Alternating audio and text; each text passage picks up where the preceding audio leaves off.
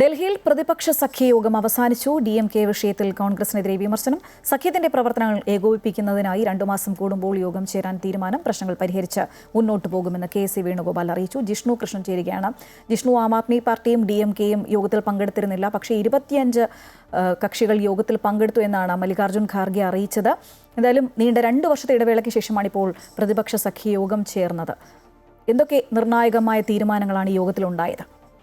ശ്രീജ, കഴിഞ്ഞ ലോക്സഭാ തെരഞ്ഞെടുപ്പിൽ ഇന്ത്യ മുന്നണി എന്നുള്ള രീതിയിൽ മുൻപോട്ട് പോയെങ്കിലും പിന്നീട് നടന്നിട്ടുള്ള നിയമസഭാ തെരഞ്ഞെടുപ്പുകളിൽ പ്രാദേശിക വിഷയങ്ങളിൽ മുന്നണിക്കുള്ളിൽ ഉണ്ടായിട്ടുള്ള പ്രശ്നങ്ങൾ ഇന്നത്തെ യോഗത്തിൽ വലിയ ചർച്ചാ വിഷയമായി എന്നാണ് മനസ്സിലാക്കേണ്ടത്. വിവിധ സംസ്ഥാനങ്ങളിൽ മുന്നണി മര്യാദ പാലിക്കാതെ കോൺഗ്രസ് പ്രവർത്തിച്ചതിനെതിരെ രൂക്ഷമായ വിമർശനം രാഹുൽ ഗാന്ധിക്കും മല്ലികാർജ്ജുന ഖാർഗെയും ഉൾപ്പെടെയുള്ള കോൺഗ്രസ് നേതൃത്വത്തിനെതിരെ വിവിധ പാർട്ടികൾ ഉന്നയിച്ചിട്ടുണ്ട്. CPM ആണെങ്കിലും ജാർഖണ്ഡ് മുക്തി മോർച്ച ഉൾപ്പെടെയുള്ള പാർട്ടികളൊപ്പം അഖിലേഷ് യാദവും തേജസ്വി യാദവും ഉൾപ്പെടെയുള്ള നേതാക്കളും ഈ മുന്നണി മര്യാദകൾ പാലിക്കാത്തതിൽ കോൺഗ്രസിനെതിരെ രൂക്ഷമായിട്ടുള്ള വിമർശനമുയർത്തി. പല സ്ഥലങ്ങളിലും കോൺഗ്രസ് മര്യാദയോടുകൂടി അല്ലെങ്കിൽ പക്വതയോടുകൂടി പെരുമാറുന്നില്ല എന്ന വിമർശനമാണ് തേജസ്വി യാദവ് ഉൾപ്പെടെയുള്ള നേതാക്കൾ ഉയർത്തിയിട്ടുള്ളത്. അത്തരത്തിലുള്ള പെരുമാറ്റമില്ലാത്തതോടെ പല സ്ഥലങ്ങളിലും മുന്നണിക്ക് കോട്ടം സംഭവിക്കുന്നു, പരാജയം സംഭവിക്കുന്നു എന്നുള്ള കാര്യം കൂടി അഖിലേഷ് യാദവും തേജസ്വി യാദവും ഉൾപ്പെടെയുള്ള നേതാക്കൾ വ്യക്തമാക്കിയിട്ടുണ്ട്. കൂടാതെ കേരളത്തിലെ പ്രവർത്തനങ്ങൾ സംബന്ധിച്ചും CPM-ഉം ഒപ്പം കോൺഗ്രസും തമ്മിലുള്ള വാഗ്വാദവും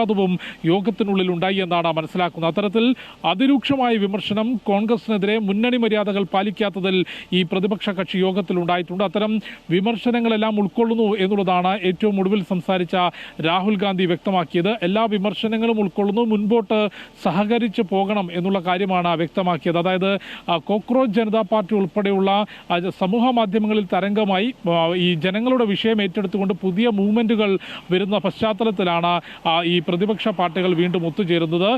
നിലവിൽ പ്രത്യക്ഷമായിട്ടുള്ള പ്രതിഷേധങ്ങൾ കേന്ദ്ര സർക്കാരിനെതിരെയോ BJP-ക്കെതിരെയോ പ്രത്യക്ഷമായ സമരങ്ങൾ പ്രഖ്യാപിച്ചിട്ടില്ല എങ്കിൽ പോലും വരും ദിവസങ്ങളിൽ ഈ പ്രതിപക്ഷ മുന്നണിയുടെ നേതൃത്വത്തിൽ പരസ്യ പ്രതിഷേധങ്ങൾ തെരുവിലുണ്ടാകും എന്ന സൂചനയാണ് നേതാക്കളെല്ലാം തന്നെ വ്യക്തമാക്കിയത്. ഒപ്പം മുന്നണിയുടെ പ്രവർത്തനങ്ങൾ ഏകോപിപ്പിക്കുന്നതിനായി 2 മാസം കൂടുമ്പോൾ യോഗം ചേരുന്നതിന് തീരുമാനിച്ചു. അടുത്ത യോഗം ഹൈദരാബാദിൽ ചേരാനും ഇതിനോടകം തീരുമാനിച്ചിട്ടുണ്ട്. ഇത്തരത്തിൽ ഇതുവരെ ഉണ്ടായിരുന്ന പാകപ്പിഴകൾ പരിഹരിച്ചുകൊണ്ടും ഒപ്പം എല്ലാ സംസ്ഥാനങ്ങളിലും മുന്നണിക്കൊരു ഔദ്യോഗിക രൂപം നൽകിക്കൊണ്ടും ദേശീയ തലത്തിൽ തന്നെ ഒരു സെക്രട്ടേറിയറ്റിന് രൂപം നൽകിക്കൊണ്ടും മുൻപോട്ട് പോകണം. അതായത് ഒരു ഔദ്യോഗിക മുന്നണി എന്നുള്ള രീതിയിൽ ഈ ഇന്ത്യ സഖ്യം മുൻപോട്ട് പോകണം എന്ന അഭിപ്രായവും യോഗത്തിനുള്ളിൽ ഉയർന്നിട്ടുണ്ട്. ഇക്കാര്യങ്ങളെല്ലാം തന്നെ അടുത്ത യോഗങ്ങളിലും തുടർച്ചയായി ചർച്ച ചെയ്ത് തീരുമാനിക്കും. ഇതുവരെയുള്ള പ്രശ്നങ്ങളെല്ലാം പരിഹരിച്ച് മുൻപോട്ട് പോകും എന്നുള്ളതാണ് കോൺഗ്രസ് അധ്യക്ഷൻ മല്ലികാർജ്ജുന ഖാർഗെ ഈ യോഗത്തിന് ശേഷം വാർത്താ സമ്മേളനത്തിലും യോഗത്തിനകത്ത് ലോക്സഭയിലെ പ്രതിപക്ഷ നേതാവ് രാഹുൽ ഗാന്ധിയും വ്യക്തമാക്കിയത്.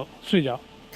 ശരി ജിഷ്ണു, പ്രതിപക്ഷ സഖ്യ യോഗത്തിൽ കോൺഗ്രസിനെതിരെ രൂക്ഷ വിമർശനമാണ് ഇന്ന് ഉയർന്നു കേട്ടത്. എന്തായാലും ഐക്യത്തോടെ ഒരുമിച്ച് മുന്നേറാൻ തന്നെയാണ് ഈ യോഗം തീരുമാനിച്ചിരിക്കുന്നത്. വിവരങ്ങളുമായി ഒപ്പം ചേരുന്നു ജിഷ്ണു കൃഷ്ണൻ.